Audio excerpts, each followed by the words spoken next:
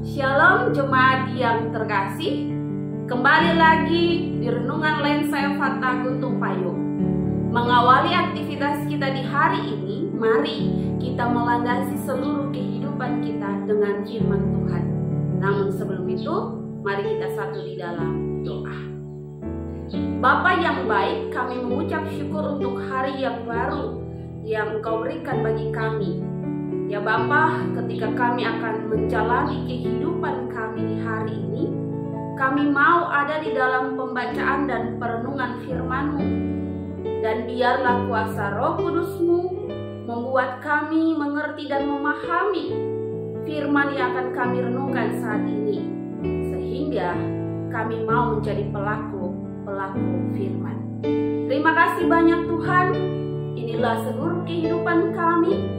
Kami siap untuk mendengar dan merenungkan firman-Mu. Amin. Jemaat yang dikasihi Tuhan, pembacaan kita di hari ini masih dari kitab 2 Tawarik pasal 6 ayat 22 sampai ayatnya yang ke-25.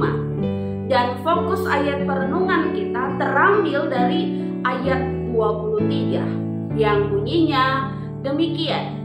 Maka engkau pun hendaklah mendengar dari sorga dan bertindak serta mengadili hamba-hambamu, yakni membalas perbuatan orang bersalah dengan menanggungkannya kepada orang itu sendiri, tetapi membenarkan orang yang benar dengan membalaskan kepadanya sesuai dengan kebenarannya.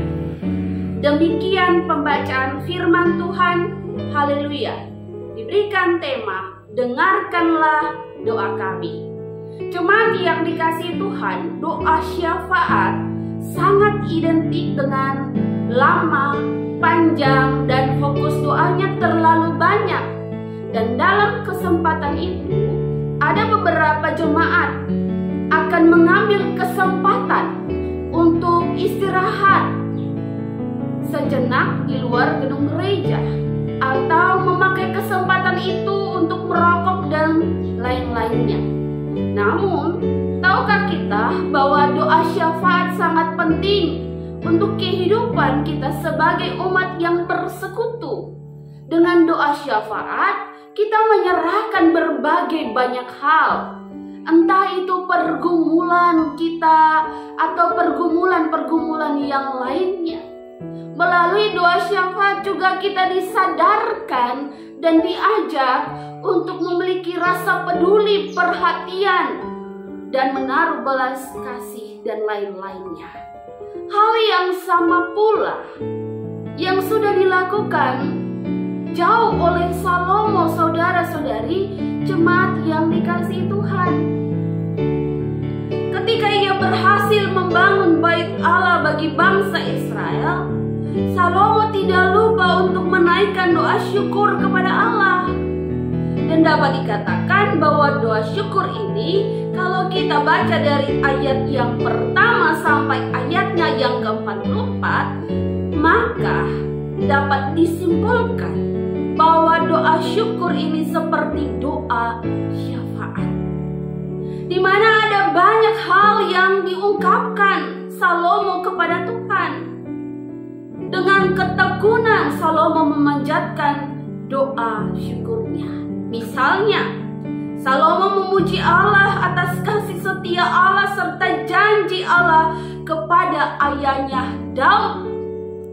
Setelah itu, Salomo juga memohon agar bait Allah dapat dimanfaatkan dengan efektif, dengan baik, sebagai tempat untuk membangun relasi dengan Allah. Tidak hanya itu, Salomo juga berdoa untuk rakyatnya. Ia berdoa memohon keadilan, kebenaran Tuhanlah yang boleh terjadi, pengampunan dosa, pemulihan umat, perhatian dan kasih Tuhan di tengah-tengah berbagai bencana dan penderitaan. Salomo juga berdoa tentang orang-orang asing, tentang perang, bahkan mengenai pembuangan bangsa Israel nantinya.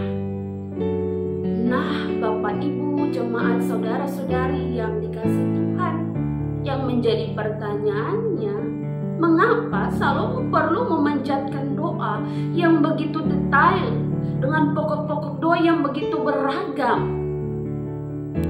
Karena Salomo sadar, sekalipun ia seorang raja yang mempunyai kuasa, ia tetap hanyalah manusia biasa. Untuk itu Salomo membutuhkan Tuhan. Ia membutuhkan pimpinan Tuhan melalui doa syukurnya. Apalagi dalam memimpin bangsa Israel.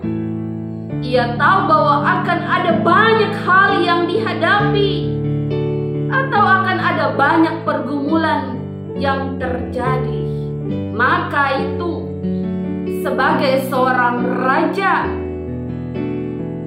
Salomo serahkan semuanya kepada Tuhan.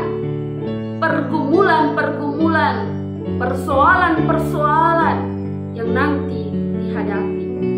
Dengan demikian, saudara-saudari jemaat yang dikasihi Tuhan, Salomo menunjukkan sikap yang sadar bahwa ia tidak bisa apa-apa tanpa Tuhan.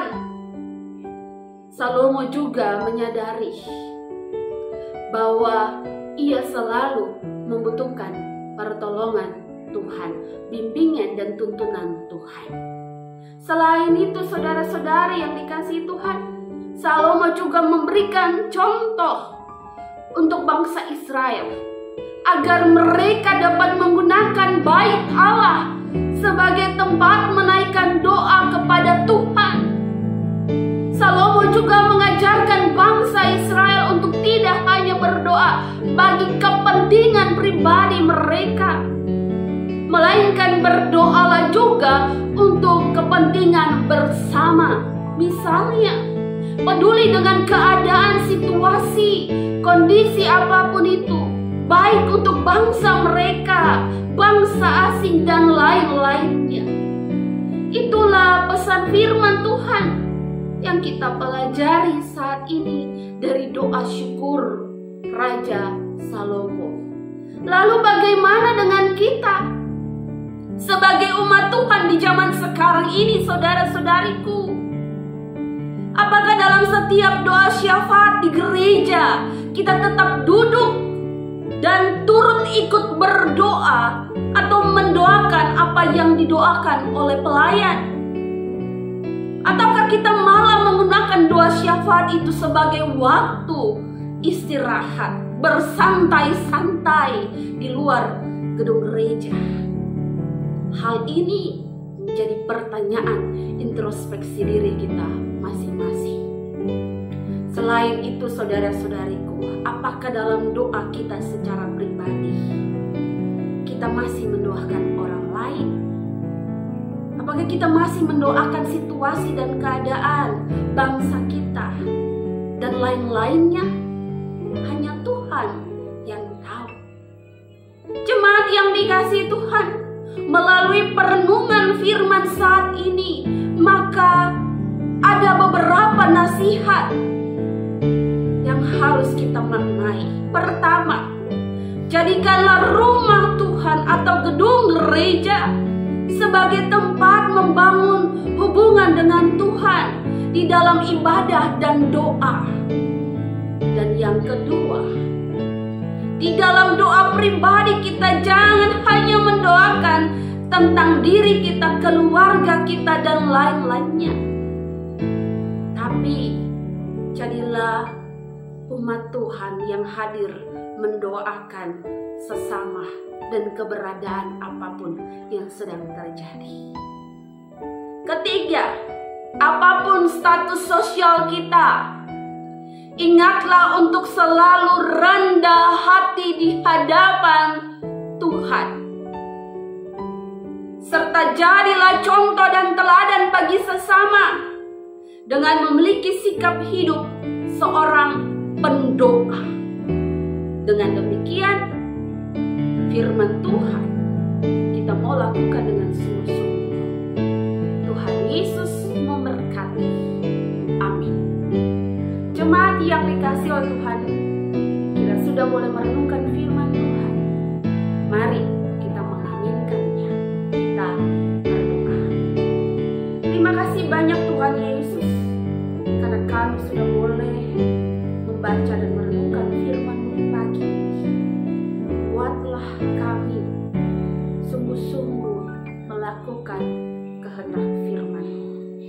Ya Tuhan, kami serahkan seluruh perjalanan kehidupan kami di hari ini, dalam setiap tugas, tanggung jawab, dan aktivitas yang kami lakukan ke dalam tangan kasih-Mu. Terpujilah Tuhan Yesus Kristus. Haleluya. Amin.